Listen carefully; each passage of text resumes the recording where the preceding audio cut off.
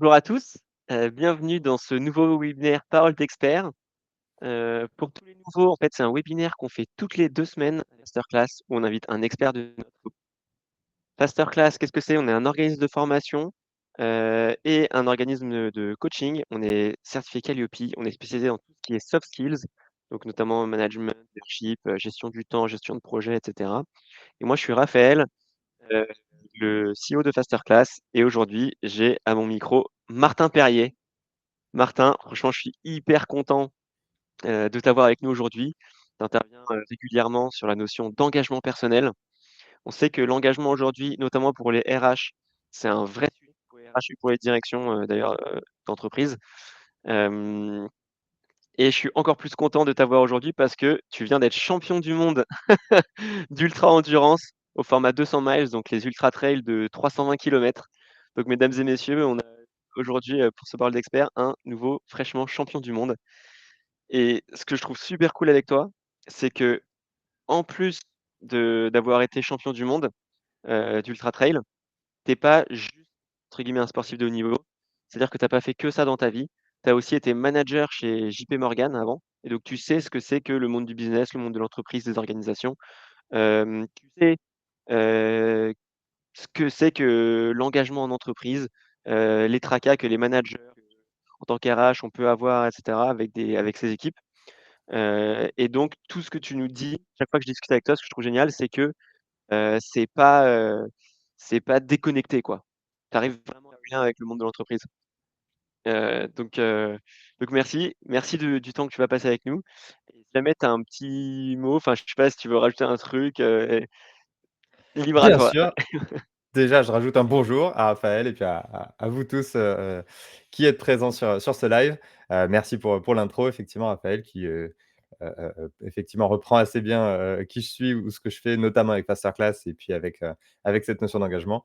Donc ouais, je suis ravi de pouvoir en discuter avec toi pendant l'heure à venir et puis avec vous tous, hein, bien sûr, vous n'hésitez pas à poser, toutes vos questions, on y répondra soit pendant, soit à la fin du live.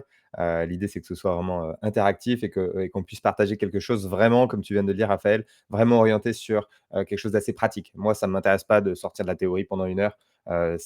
L'objectif, c'est que vraiment vous puissiez tous repartir avec quelque chose de tangible à mettre en place dans vos vies quotidiennes, quel que soit le sujet, que ce soit pour le boulot ou pour le perso. Je rebondis là-dessus, j'ai été le cobaye de Martin pendant une de ses coachférences. Voilà, on intervient aussi avec Martin, on fait des coachférences, donc c'est un mix de conférences et de coaching en même temps, où là, tu es très fort là-dessus, tu arrives à tous nous faire prendre des engagements. Et je peux témoigner du coup, parce que j'ai été la victime, l'heureuse victime, on va dire ça comme ça, d'une de tes coachférences et ça m'a permis d'écrire mon bouquin en l'espace de 2 mois, alors que j'ai un bébé, à la maison, alors que, j'ai, une entreprise, enfin je suis à la tête d'une entreprise avec mes associés vraiment et c'est pas un truc où en fait, c'est pas un truc extraordinaire, en fait, c'est des trucs vraiment très simples, actionnables à mettre en place que tu vas nous partager et d'ailleurs, on a un cadeau à la fin, on va revenir dessus, mais à la fin, vous pourrez, pour ceux qui le souhaitent, tenter de vivre l'expérience avec Martin. On a un petit truc, que je vous partagerai, j'ai hâte de faire ça. Pour démarrer, je propose qu'il y a plein de gens d'ailleurs qui te disent bravo dans le chat, hein, c'est continue au champion Merci. du Je fais monde, donc exprès c'est de super cool. Voilà, je fais exprès de ne pas regarder trop, ce qui se passe pour Ouais, rester ouais, bien concentré, bien présent, mais merci à tous et je regarderai ça par la suite, bien ouais, sûr. ouais, je te le dis parce que pour pas que Voilà. ça paraître ingrat, quoi, mais voilà et donc du coup, pour commencer, Hem, je voulais qu'on revienne sur déjà qu'est-ce que c'est que l'engagement? Parce qu'on entend partout, parler d'engagement, de plein de choses, mais c'est quoi l'engagement pour Martin Perrier? Ouais, très bonne question. C'est effectivement au cœur, donc j'ai écrit tout un bouquin sur le sujet, donc «Je m'y engage», le titre.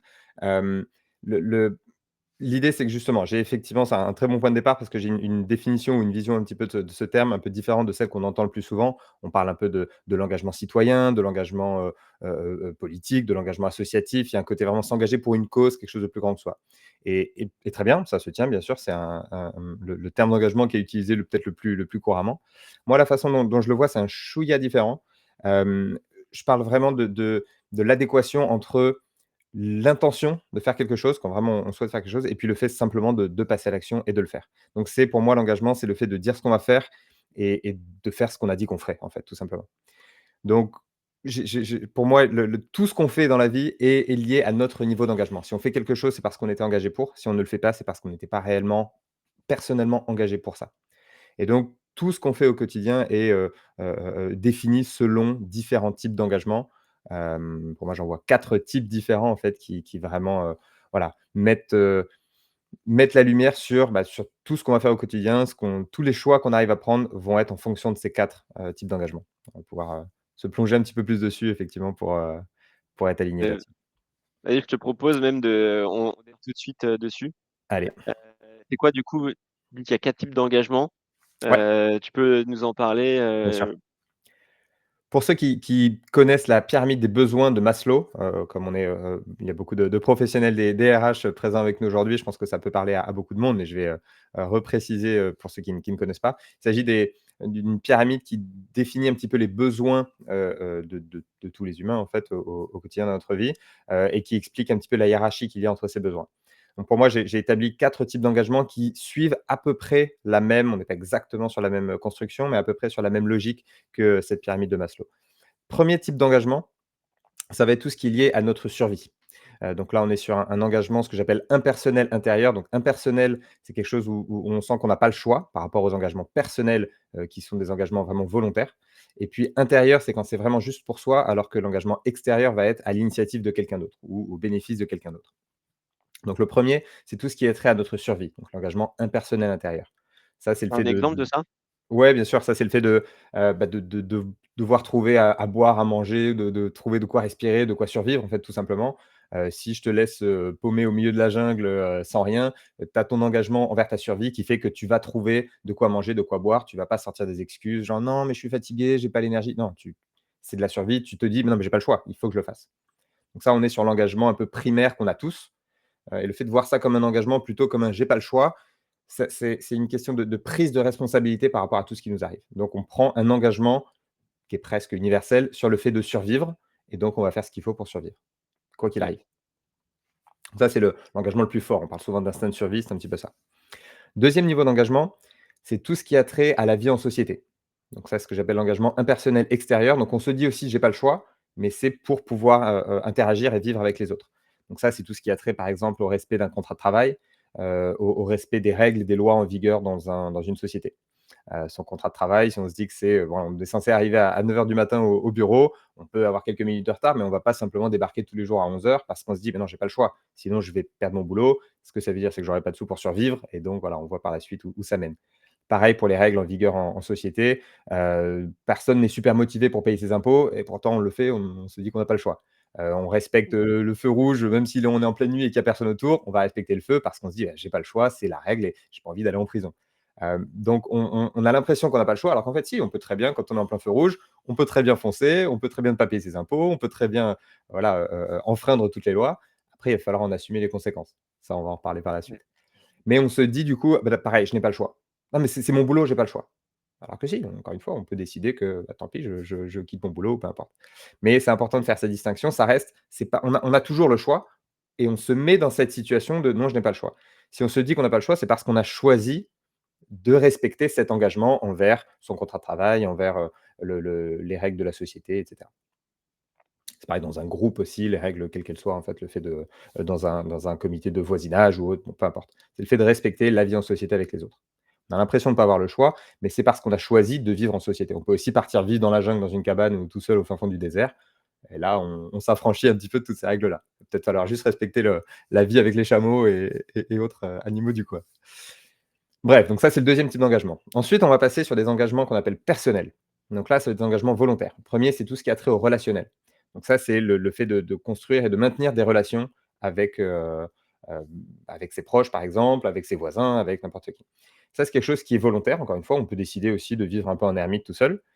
Mais si on décide de s'engager pour l'autre, là, on va le tenir simplement pour, préserver cette relation. Si on donne sa parole à quelqu'un, on te dit: «Oui, je vais venir, demain, je t'aide à déménager», et ben, on va y aller le lendemain, même si on se réveille et qu'on se dit: «Oh, j'avais pas trop envie d'y aller», mais on va y aller simplement parce qu'on a envie de garder cette relation. Si on s'en fout complètement de la personne en face, à la limite, là, c'est pas grave, on va partir. Donc ça, c'est important aussi de bien saisir ça. Donc le relationnel, c'est l'engagement personnel, mais extérieur parce que c'est un peu pour les autres. Quelqu'un nous demande un service, on n'est pas obligé de dire oui, mais si on dit oui, on va tenir parole parce que, parce qu'on tient à cette relation. Et ensuite, le dernier, si on continue un petit peu dans le cheminement et puis en remontant dans la pyramide de Maslow, on est sur les besoins vraiment très personnels d'épanouissement. Donc là, on est sur les engagements personnels intérieurs. Ça, c'est tout ce qui a trait à nos habitudes de vie, nos choix de vie pour, n'importe quoi. Le fait de faire du sport ou non, le fait de se lever à telle heure, le fait de passer du temps sur son téléphone, le fait d'apprendre à jouer un instrument, d'apprendre une langue, n'importe quoi, en fait. Tout ce qui a trait vraiment à nos habitudes de vie et qui n'impacte directement que nous. Il peut y avoir des impacts indirects sur les autres, Ouais, mais c'est qui ça. sont vraiment à notre demande. C'est tout ce qui dépend que de moi, quoi. Ouais, Bon c'est ça, et exactement. On va en parler tout à l'heure. Tu parlais notamment d'écrire ton bouquin tout à l'heure. Hem, ouais, voilà, écrire ton bouquin, si tu écris pas ton bouquin, ça n'a pas d'impact sur les autres, par contre sur toi. Et ouais, c'est ce qui fait que pendant longtemps, tu l'as un peu mis en stand-by. Tu «Oui, je ferai ça un peu plus tard» et donc c'est ce qu'on a travaillé pour essayer de te le remettre un petit peu plus haut dans la hiérarchie de tes engagements. Et donc c'est ça ouais. l'idée, c'est qu'on se fait toujours passer en dernier. Je pense que vous êtes nombreux là dans le chat à vous dire: «Mais oui, je peux faire n'importe quoi pour les autres, pour ma famille, pour mes enfants, pour mes collègues, pour mes clients, mais quand il s'agit de moi, ah tout de suite, c'est beaucoup plus dur». Ouais, Quand c'est on doit clair, ouais. se Moi, je le ressens, hein. Pour ouais, moi, dès que c'est un truc qui va concerner, je sais pas, un client, des collègues, comme tu disais, hein, même ma femme, mon enfant et tout ça, je passe complètement après, quoi. Je me dis, déjà, je règle ça pour les autres, c'est plus important et puis moi, je fais ça quand je peux, enfin, c'est ça. Et quand on est un peu tourné, vers les autres notamment et c'est important parce qu'on a effectivement le relationnel, la vie en société, mais on a tendance à faire tout passer avant soi, en fait. Tout devient une bonne raison il y a quelqu'un qu'on ne connaît pas, le voisin de la cousine qui demande un truc: «Ah bah oui, je vais le faire». C'est presque ça devient une raison entre guillemets de procrastiner et de ne pas travailler sur soi, de ne pas penser à soi. Donc voilà, on veut aller il y faire du a sport, mais oui, mais j'irai que si j'ai le temps. C'est le si j'ai le temps. Alors que quand c'est être là pour les autres, il y a pas de si j'ai le temps. C'est on l'est parce qu'on se dit: «Mais non, mais j'ai pas le choix. C'est mon ami, c'est ma famille, c'est et cetera». Alors que si, il y il a y a une des gens qui remarque font ce choix-là. de il y a une remarque de Maud là qui dit qu'il faut apprendre à gérer la culpabilité aussi, de faire le choix pour soi et ça, c'est pas évident, quoi. Mais justement, quand on a son engagement, qui est d'abord pour les autres, on a l'impression d'effectivement d'être coupable et de les laisser tomber si jamais on pense à soi d'abord. Alors que, je l'ai pas ici, mais moi quand j'interviens, sur mes conférences, j'ai très souvent un masque à oxygène que je laisse tomber comme ça parce qu'il y a toute une métaphore autour d'un voyage en avion et l'idée c'est ça, c'est comme en avion, il faut d'abord mettre son masque pour pouvoir s'occuper des autres. On peut Ouais, se dire ça aussi en avion, ouais, mais Maud, je sais pas si, ce que tu en penses, mais c'est de se dire, il y a cette culpabilité de se dire: «Oui, mais j'ai pris d'abord mon masque à moi plutôt que mes enfants, mes collègues, mes amis». Mais c'est comme ça qu'on peut ensuite s'occuper des autres. Quelqu'un qui ne se fait jamais passer en premier. Il ne s'agit pas nécessairement de se faire passer en premier, mais en tout cas pas en dernier. Et quelqu'un qui pense toujours à soi en dernier finit, ça peut être, dans le cadre du boulot, ça peut être en burn-out, en cadre personnel, ça peut être encore un peu plus loin, dans des cas de dépression assez sérieux. Et là, on peut plus aider qui que ce soit, en fait. C'est même encore pire parce que là, les autres se sentent coupables, du coup, de nous avoir, menés un petit peu à cette situation. Donc c'est effectivement un équilibre qui est pas évident, mais c'est tout le principe de cet engagement, c'est de pouvoir faire remonter un petit peu. Ça veut pas dire: «Je m'occupe de moi et de toutes mes envies, mes besoins avant tout le monde», mais potentiellement de se dire: «Oui, ça, c'est important pour moi, donc je le fais remonter d'un ou 2 crans». ouais, ouais, Et carrément. une fois qu'on prend cet engagement, on va le voir par la suite, c'est là que justement que ça nous détache de cette culpabilité parce que ça nous, c'est un engagement qu'on a pris, qu'on peut prendre auprès de quelqu'un d'autre, mais vraiment pour soi et c'est ce qui fait, tu vois, quand là, tu as décidé d'écrire ton bouquin, on donnera les détails un peu plus tard, tu avais pas cette culpabilité: «Ah, je devrais faire autre chose». Non, parce que tu as pris un vrai engagement. Tu m'avais donné ta parole, Ouais, tu t'étais donné ta parole à toi-même, bien sûr et c'est ça qui fait la différence.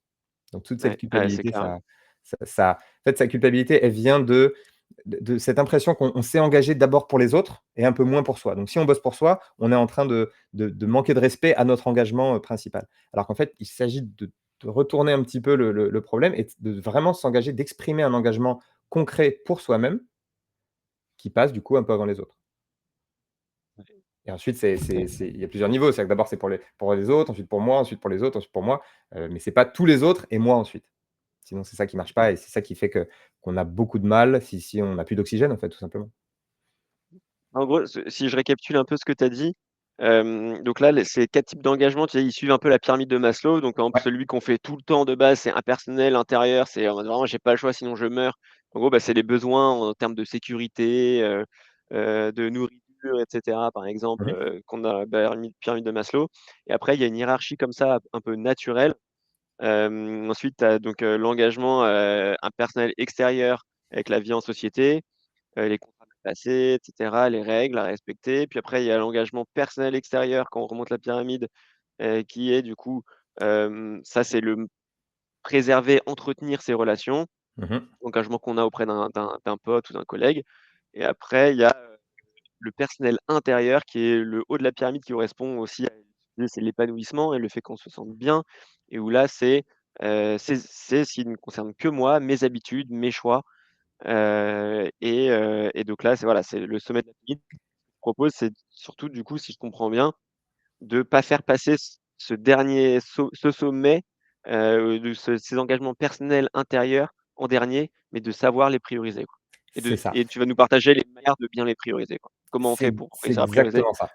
C'est exactement ça. Si encore une fois, s'il y a ce masque à oxygène, si on fait toutes les étapes, tout ce qui est important pour moi et à la fin: «Ah au fait, n'oubliez pas de respirer», c'est trop tard parce qu'on s'est étouffé avant d'arriver en haut. Donc l'idée, c'est vraiment de pas oublier pendant qu'on est en train de monter dans cette pyramide, de souffler un petit peu. Donc ces besoins à soi, ils doivent être tout le long de la pyramide, en fait. Parce que c'est ce qui nous permet de continuer de monter et d'être là pour les autres, c'est avant tout de penser à soi. Au moins de manière, voilà, même si c'est un quart d'heure par jour, même si c'est quelque chose, c'est quand même de pouvoir penser à soi assez pour pouvoir fonctionner correctement et pouvoir être là au mieux pour les autres, en fait. Parce D'ailleurs, il que y a Maud qui ouais, je te vas-y. laisse finir. Ouais, il Heu, y a juste un point sur effectivement cette hiérarchie. On pourquoi on hiérarchise comme ça, ces engagements? À cause des conséquences de la valeur qu'on leur accorde et des conséquences qu'on ressent. Comme tu le disais, la survie, si on respecte pas ces engagements-là, on va mourir. Bon, bah, là, c'est tangible, hein, là, on se dit: «J'ai pas le ouais, choix». Le deuxième, pareil, soit on finit en prison, soit on perd son contrat de travail, soit on finit à la rue, bref, donc et à la fin, ça voudra dire, la survie qui est en cause. Donc là, c'est pareil, on se dit: «Bah, j'ai pas le choix. C'est mon boulot, j'ai pas le choix». C'est ce qui fait qu'il y a des gens qui bossent jusqu'à 22:00 et: «Ah non, mais j'ai pas le choix». Sauf qu'ils bossent pas le week-end. Et donc là, moi, la question, c'est de dire: «Bah, si tu as vraiment pas le choix, pourquoi tu bosses pas 24 heures sur 7 à ce moment-là?» Il doit y avoir une limite quelque part. C'est juste qu'on met la limite des fois au week-end ou on met la limite à 22:00, mais à ce moment-là, je pourrais dire: «Mais pourquoi tu as arrêté à 22:00? Le boulot, il était pas terminé, tu pouvais continuer jusqu'à 2:00 du mat, 3:00 du mat et puis à ce moment-là, tu fais que ça». Donc on se dit: «Non, non, j'ai pas le choix de jusqu'à 22:00, mais à 22:00, je choisis d'arrêter». Donc on fait toujours on a toujours ce choix parce qu'on sent cette conséquence. On se dit: «Si je pars trop tôt du boulot ou autre, je vais perdre mon boulot» et là, on a une vraie conséquence. Alors qu'on se dit: «Si je vais assez loin, là, je suis assez safe de ce côté-là». Par contre, ce qui se passe derrière, c'est qu'il y a l'impact sur les autres types d'engagement. Le relationnel, pareil, les conséquences, on la sent. C'est-à-dire que si on donne sa parole à quelqu'un, mais qu'on la tient pas, on va perdre c'est la confiance, on va perdre les relations qu'on a et donc ça se désagrège et ça disparaît. On finit tout seul et donc c'est tangible. Par contre, les relations avec soi-même, là, on se dit: «Ouais, il y a pas vraiment d'impact, en fait, si on laisse filer». Alors qu'en fait, il y a des vraies conséquences, juste elles sont un peu moins tangibles, mais c'est toutes les conséquences qu'on a sur notre estime de nous-mêmes, notre amour de nous-mêmes et notre confiance en nous-mêmes. Tu connais un peu la musique, hein, voilà, ça fait je sais pas combien de mois que tu essayes d'écrire ton bouquin. Au fond de toi, il commence à y avoir cette petite voix de: «Ouais, ouais, mais je suis incapable d'écrire mon bouquin, ouais, pourquoi j'irai au sport? Ça sert à rien, ça fait 10 fois que j'essaye, tous les mois de janvier, j'essaye, j'y arrive pas. Pourquoi j'essaierai d'arrêter de fumer? Pourquoi je suis un bon à rien?» Et là, on commence à voir toute la petite, musique qui s'installe, qui est très négative et ça, c'est l'opposé du masque à oxygène. C'est un masque à presque à CO2, on va dire et ouais. donc là, c'est là que ça devient très dangereux, en fait. Donc les conséquences, elles existent du fait de ne pas respecter ses engagements personnels intérieurs, mais on les sent elles sont un peu moins tangibles, en fait, elles sont moins palpables et c'est ça qui Elles fait que sont c'est plus insidieux. c'est ça, C'est plus exactement, insidieux, c'est en différé, c'est du long terme et ça grignote, quoi. c'est ça. Et il y a Maud qui faisait une remarque du coup, qui disait que d'ailleurs souvent les autres gèrent très bien le fait de son choix. Et je le fais pour moi, c'est Mmh mh. important, elle cite l'exemple de ses enfants, et nous on imagine souvent les limites des autres, mais en fait on peut vu que nous on va concevoir que les autres ont des limites, en fait on peut exprimer les siennes ou ses priorités et en fait ça passe pas mal, quoi. Exactement. Hem Si on vit pas selon ses et propres engagements, on finit par vivre selon les engagements des autres, en fait. ouais, ouais, c'est clair. Et il y a Naomi qui nous dit qu'elle avait expérience vécue lors de la Mmh mh. pandémie, il fallait s'occuper de soi, être en bonne santé pour s'occuper des autres. Voilà, c'est exactement ça. Très bon point. OK, du coup, bon, s'il y a j'ai compris qu'en gros, la s par exemple, l'impersonnel intérieur, donc la survie, ça, on n'y déroge pas, on le fait tout le temps et plus on monte, plus on peut avoir tendance à déroger à ses engagements jusqu'au personnel intérieur, donc toutes nos habitudes, ce qui ne concerne que nous. Hem, Qu'est-ce qui va venir à un point, tu me disais, il y a des choses qui font qu'on on, on ne enfin, voilà, on a des excuses, on va dire ça comme C'est ça, ça. C'est les qui excuses qui font arrivent. Pour la survie, il Voilà. y a combien d'excuses qui pourraient expliquer que tu ne survis pas? Il y a rien en fait, c'est tu vas tout faire. Pour la vie en société, bah, seule excuse qui pourrait t'empêcher de respecter ton contrat de travail ou les règles du pays, ce serait ta survie. C'est-à-dire que si tu es, au feu rouge, mais qu'il y a quelqu'un qui arrive avec un flingue derrière toi et qui te court après, tu vas rouler au feu rouge, peu importe.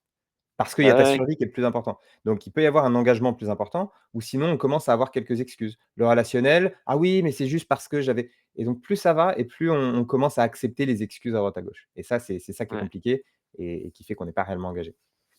Et là, ce qui était marrant, donc c'est que tu as bossé sur, les excuses qui reviennent le plus souvent. Tu as appelé ça, je vais lancer la petite animation, le grand chelem Yes. des excuses. Ah, je suis Et sportif donc j'étais alors obligé. ouais, je propose pour ça de faire un petit jeu, dans le chat. Dites-nous qu'est-ce qui pour vous sont, les excuses qui reviennent le plus souvent quand finalement on fait pas quelque chose? On s'est dit qu'on allait faire quelque chose, on le fait pas. Dites-nous dans le chat Ouais, et vous écrivez, hein, dès maintenant et cetera et puis je vais voir ce qui sort. Martin, toi, ne je regarde pas regarde le pas, chat. je Ouais regarde pas. et on va faire un petit jeu, tu vas deviner, puis d'après toi, je vais laisser quelques secondes comme ça, mais qu'est-ce qui d'après toi fait que, il y a, enfin, quelles sont les excuses qui vont le plus Ouais, revenir dans le chat? bien sûr. Globalement, j'ai Voilà, l'habitude, on va je suis pas trop inquiet quant à ce qui va tomber. Le grand chaîne des excuses, c'est pour moi effectivement les 4 excuses principales. L'avantage, il y en a des centaines ou des milliers des excuses. Si on en cherche, on en trouve, il y a aucun problème. Mais il y en a 4 ou 4 grandes familles qui vont revenir un petit peu tout le temps et tout peut être un petit peu mis là-dedans. Et globalement, ça fait 2-3 ans maintenant que je fais ça, que je travaille avec mon concept de coach-férence auprès de particuliers, mais beaucoup auprès d'entreprises, sur des types d'industries, de services très différents mais c'est toujours les mêmes qui ressortent et notamment le premier qui ressort le plus.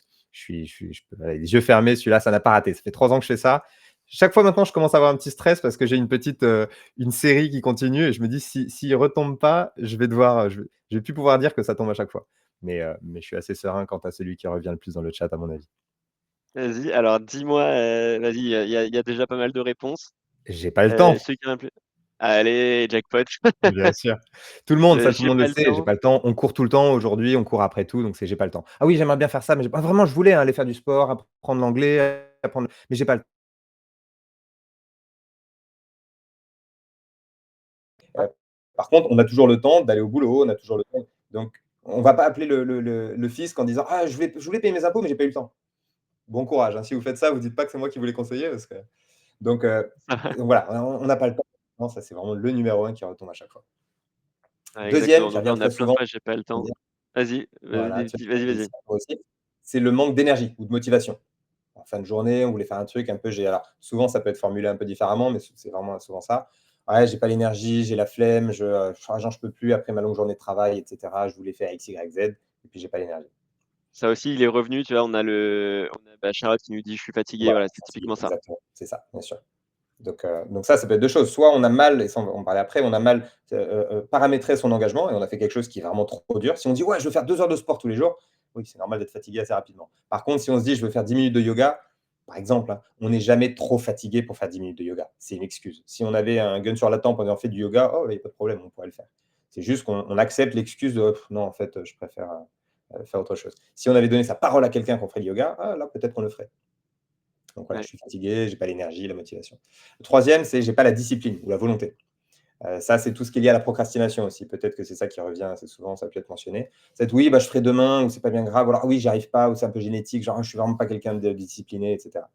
Ça, c'est Est-ce que c'est ce que tu entends quand on dit, par exemple, il y a Mathilde qui nous dit: «Bah, désolé, j'ai autre chose à faire» ou «J'ai trop de choses à traiter en parallèle». alors ça, c'est intéressant effectivement, c'est lié aussi avec le «j'ai pas le temps» ou «j'ai pas le» en fait, là, la Ouais, question, c'est de se dire que c'est disons que si on ne prend pas l'engagement, quelqu'un nous demande de faire quelque chose, on dit: «Non, désolé, je ne peux pas le faire parce que j'ai trop de choses». Si on le prend en amont, très bien. Ça, c'est une bonne justification, justement, c'est mettre ses limites et pouvoir dire: «Bah non, je ne vais pas prendre cet engagement parce que je ne vais pas pouvoir le tenir». En ouais, revanche, moi, je parle vraiment juste du temps après, c'est les excuses qui font qu'on on n'a pas tenu son engagement. Donc si je te dis: «Oui, je te fais ça pour la semaine prochaine», tu me demandes de faire quelque chose la semaine prochaine. Si je te dis: «Non» parce que j'ai trop de choses à faire, très bien. Je peux très bien ouais, tu dire t'es non, pas engagé. voilà et c'est une question de confiance, je ne veux pas te dire quelque chose si je ne le ferai pas. Par contre, si je te dis: «Ouais, pas de problème, je t'envoie ça mardi» et que le mardi je te dis: «Ah non, mais j'ai eu trop de trucs à faire», je le savais globalement combien de choses j'aurais eu à faire et cetera donc sauf vraiment cas exceptionnel, il y a un truc qui vient d'arriver, ma maison a brûlé hier, oui bien sûr. Mais mais sinon, on est sur quelque chose d'un petit peu, disons que c'est avant qu'il ne faut pas prendre cet engagement si on sent qu'il va y avoir du boulot. Ouais. Mais donc, ouais, le plus souvent, ça va être de procrastiner parce qu'on se dit: «Ah oui, bon, ouais, je vais faire ça demain parce que j'ai un peu de choses» et cetera. Et puis le dernier, c'est l'oubli, c'est le manque d'attention. C'est, «Ah mais je voulais, mais j'ai pas pensé. Je voulais boire 2 litres d'eau par jour. Ah non, non, je vais boire 2 litres d'eau par jour» et puis j'ai oublié. Le truc, c'est que si on est réellement engagé, on va pas oublier. Pareil, appelle les impôts en disant: «Ah, je suis vraiment désolé, j'ai oublié». Non, ça va pas marcher. On se met des rappels, on met un truc important. Tu as un rendez-vous super important chez un médecin où tu sais qu'il y a 4 mois d'attente, tu vas pas oublier celui-là. Donc, en fait, toutes ces excuses, c'est proportionnel à notre niveau d'engagement. Si tu es profondément engagé, toutes les excuses disparaissent. Par contre, si tu as des excuses, si tu dis: «Ah oui, j'ai oublié», c'est qu'en fait, tu étais pas réellement engagé. On parle souvent de discipline. La discipline, c'est une illusion, en fait, c'est une conséquence de l'engagement. Si tu es profondément engagé pour quelque chose, tu seras profondément discipliné. Par contre, si: «Ah, je suis que 50 discipliné», c'est que tu étais que 50 engagé au départ. Ouais, ouais, c'est clair. OK, donc si je récapitule, il y a 4 grandes familles d'excuses qui reviennent le plus. Il y a, j'ai pas le temps, le grand classique. Mmh mh. Il y a j'ai pas la motive, j'ai pas l'énergie, je suis fatigué et cetera. Finalement je m'étais engagé mais j'ai pas voilà, j'ai pas l'énergie. Il y a, le troisième e tu m'as dit enfin, je procrastinais, Voilà, le manque de discipline, la volonté, comme manque de si c'était un discipline. truc génétique, tu vois? C'est genre: «Ah, je suis pas quelqu'un de discipliné». Ouais, ouais, OK. Et le dernier, c'est, j'ai zappé, quoi. Mmh mh. Tout simplement. Je voulais quand j'ai pris le faire, j'avais vraiment l'intention de le faire, je t'ai dit: «Oui», machin et j'ai juste complètement zappé. OK, C'est ça et ça c'est fait clair. vraiment ce que tu viens de dire, tu viens de mentionner le mot intention et c'est vraiment ça. Ouais Si on veut être capable d'aller au-delà de ce grand chêne d'excuses, il faut prendre un vrai engagement et ça, c'est différent d'une intention. et d'ailleurs, bah, du coup, ça fait le le lien avec la suite. Qu'est-ce qui fait qu'on cède, à ces excuses, du coup? Alors, justement, c'est quand on n'a pas pris un vrai engagement, parce que les excuses, c'est juste un engagement concurrent, c'est le confort. Le plus souvent, c'est le confort. Donc on se dit: «Bah oui, tiens, j'ai cet engagement un peu pour mon confort qui est lié avec la survie, le fait d'être bien et cetera». Bon, on se dit: «Bon, ouais, ça va être confortable» et donc on cède à quelque chose qui est, en théorie, moins important pour nous, mais sur le moment, qui est beaucoup plus tentant, en fait. Notre cerveau, il aime bien la sécurité, il aime bien ne pas bouger. Pourquoi aller faire un effort à apprendre l'anglais, à jouer de la guitare ou faire du yoga quand on peut aussi juste, rester à la maison avec un bol de chips et voilà, on cherche vraiment notre cerveau, en tout cas, cherche le confort ultime parce qu'on a toujours historiquement, on a toujours été dans la peur du danger, extérieur. Donc là, il y a plus de danger réellement, dans notre quotidien, mais notre cerveau, il fonctionne comme ça parce qu'il a fonctionné comme ça pendant des milliers d'années. Donc Ouais. fonctionne: «Ah bah non, autant rester à la maison, prendre à manger et puis ne rien risquer» et donc c'est un peu ça. Quand on n'a pris qu'une intention, on laisse cet engagement envers le confort, un peu notre paresse et cetera, on laisse cette paresse gagner parce que l'engagement envers notre confort est entre guillemets «un peu plus important» que l'engagement envers ce qu'on avait voulu faire. Tu as modélisé une équation, Mmh. que tu as appelée, l'équation de l'engagement, du coup, qui Très essaie de simple, synthétiser tout ce que tu nous as dit. Je te propose, bah, peut-être qu'on peut en parler maintenant, exactement. si ça te va? Et je dis très simple parce que je veux pas qu'il y en a qui il y en a qui se disent: «Ouh là là, je suis pas venu là pour faire des maths». Très simple, comme vous voyez, il y a 3 voilà, trois éléments. Donc l'engagement, pour que ce soit un vrai engagement avec un E majuscule. Dans mon bouquin, j'écris le mot engagement, je ne sais plus combien j'ai compté, mais ça se compte en centaines de fois. Et il y a la moitié du temps où c'est un E majuscule et la moitié du temps un E minuscule. Pour moi, un E minuscule, c'est une intention. C'est genre: «Ah oui, j'ai envie de faire ça». C'est les bonnes résolutions début d'année, c'est, «Ah, je veux faire du sport, je vais faire ci, je vais faire ça», peu importe.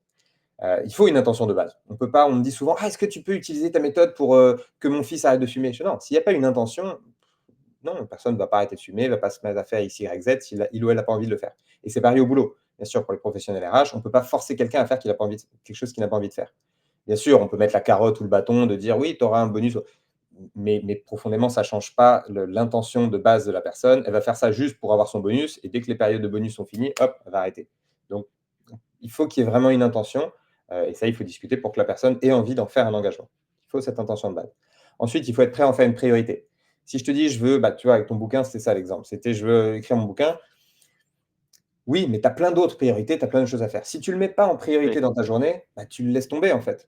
Tu l'as en tête, non, non, mais c'est important pour moi, je vais le faire. Ouais, sauf que le temps passe, tu arrives à la deadline, et puis, bah ouais, tu l'as pas fait parce que tu avais plein d'autres choses. Tu appelles ton éditeur, tu fais: «Ah non, mais j'avais mon bébé, puis j'avais ma boîte», et l'éditeur, soit il est compréhensif, il te dit: «OK», il te rajoute 6 mois, et ça, c'est presque pire, parce que dans 6 mois, tu vas refaire la même chose.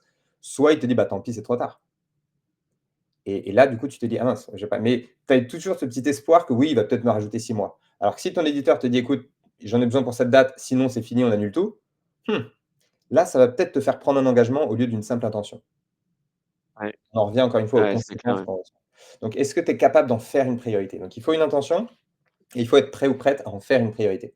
Si je veux faire 20 minutes de sport tous les jours, il va falloir que je trouve ces 20 minutes. Des journées de 24 heures, 20 minutes, ça n'existe pas. On a 24 heures, donc il y a 20 minutes qu'il va falloir changer. C'est peut-être 20 minutes qu'on passe à scroller, c'est peut-être 20 minutes qu'on passe à dormir, à manger, à faire n'importe quoi. Mais si on veut se mettre à faire 20 minutes de sport, on ne va pas pouvoir les inventer. Il va falloir retirer 20 minutes qu'on a quelque part. Donc, est-ce qu'on est prêt à en faire une priorité plus que, en tout cas, ces 20 minutes-là? Ah, je suis Ouais, c'est fatigué, clair. j'aime bien passer 20 minutes dans mon canapé. Est-ce que tu es prêt à passer ces 20 minutes ailleurs que dans ton canapé? Oui ou non? Et si c'est non, moi, ce que je dis aux gens, c'est ne prends même pas d'engagement parce que le problème, justement, c'est que si tu le fais mais que tu en fais pas une priorité, les excuses vont arriver et alors là, forcément, tu vas céder et ensuite, tu auras la petite voix qui dit: «Eh voilà, encore une fois où j'ai pas réussi, je suis vraiment une merde» et cetera. Et ça, c'est ce qu'il y a de pire, en fait. Donc je dis souvent aux gens de s'engager moins, mais de s'engager mieux. Si tu t'engages, il faut vraiment suivre cette équation, donc intention plus priorité et puis non aux excuses, en fait. C'est dire: «Non, quoi qu'il arrive, il y aura pas d'excuses». Le fait d'arriver à l'heure au boulot, à moins qu'on ait un vrai souci de santé ou qu'il y a un énorme accident sur la route, on va arriver à l'heure au boulot, à quelques minutes près, tu vois? Ou le fait de payer ses impôts, le fait de tout ça. Ouais. On en fait une priorité et il y a pas d'excuse. Même si on va se coucher à 4 heures du mat et ben, on mettra le réveil, on va peut-être arriver explosé au boulot, mais on va y arriver.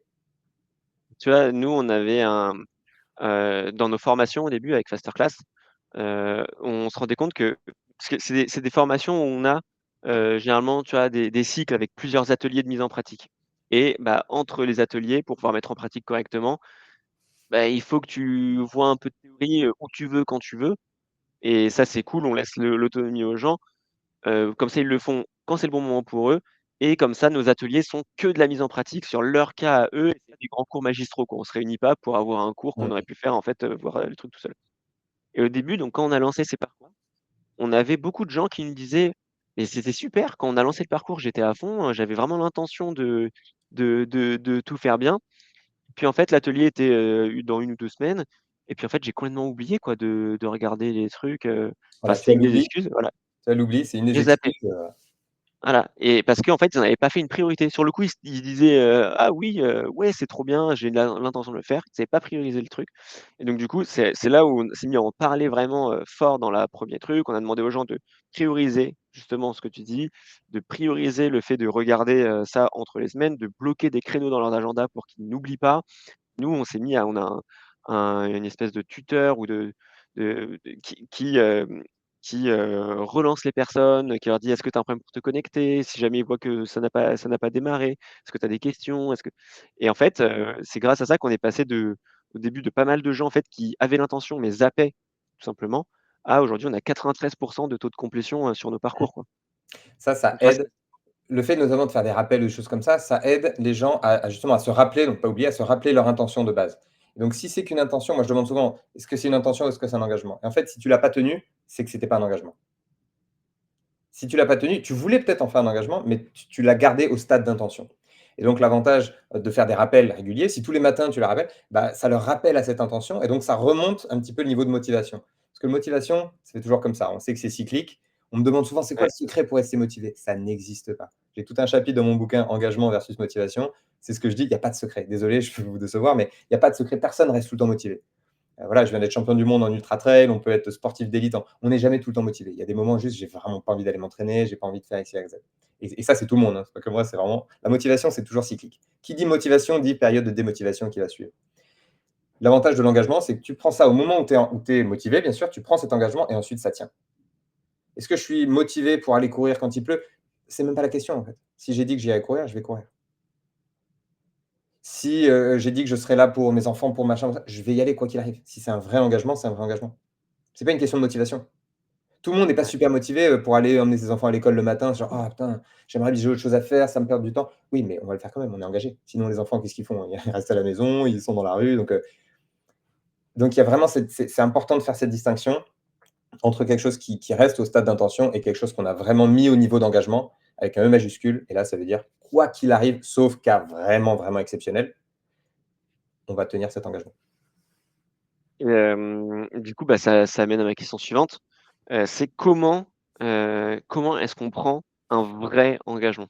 Ouais, Hem crucial. et d'ailleurs, je vois qu'il y a quelqu'un dans le chat qui, je sais pas si vous vous connaissez, si elle t'a déjà vu à l'œuvre et cetera, Charlotte qui me parle d'économie comportementale. Yes. Je pense c'est peut-être une des clés que tu as partagées. Enfin voilà, comment est-ce que toi tu prends en plus, je sais qu'on a pas mal de RH, qui sont inscrits, pour ce webinaire. Voilà, comment moi en tant qu'RH, est-ce que je peux même, créer ou transmettre les ingrédients pour prendre un engagement, quoi? Ouais, essentiel. Il y a effectivement 2 points là-dessus. Le premier, c'est de bien paramétrer son engagement. Et le deuxième, c'est justement une méthode que j'ai créée qui va résonner chez pas mal de monde, qui est au croisement justement de la psychologie sociale et de l'économie comportementale. Ça, je vais y revenir juste après. Mais le premier point, c'est déjà d'avoir un engagement qui soit bien paramétré. Qu'est-ce que ça veut dire?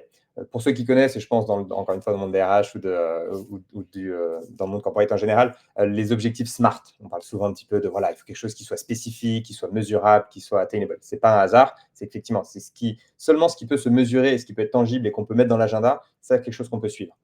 Le résultat qui vient de ça, on verra. On peut simplement mettre en place les actions concrètes qui doivent mener à un résultat. Si quelqu'un me dit oh, je m'engage à mieux dormir, non, tu ne peux pas faire ça. Qu'est-ce que ça veut dire? Tu ne peux pas décider je veux mieux dormir. Je m'engage à perdre du poids. Non, tu ne peux pas décider ça. En revanche, je m'engage à. J'ai repéré que quand j'éteins mon téléphone à 22h, je dors mieux. OK. Là, pourquoi pas? Là, tu peux me dire je m'engage à éteindre mon téléphone à 22h 5 fois par semaine. Et la conséquence, c'est que tu devrais mieux dormir. S'il se trouve que ça ne suffit pas, tu vas pouvoir en tout cas t'engager pour ajouter quelque chose éventuellement ou faire les choses un peu différemment.